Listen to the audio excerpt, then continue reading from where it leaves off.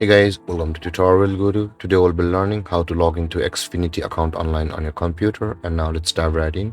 Now to log into your Xfinity account online on your computer, just open up your preferred browser as I've already opened the Google Chrome, and in the search bar, click over there and type in the address xfinity.com and hit on enter, and then you'll be redirected to the home page of Xfinity over here.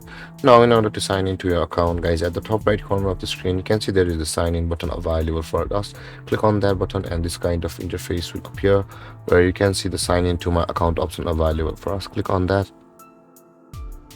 and after the page loads, guys, you can see you'll be required to enter your email address over here which you have signed up for on Xfinity at the time of creating your account. And after that, after entering email address, guys, click on the let's go button available over here, and on the next step you'll be required to enter the password of your Xfinity account.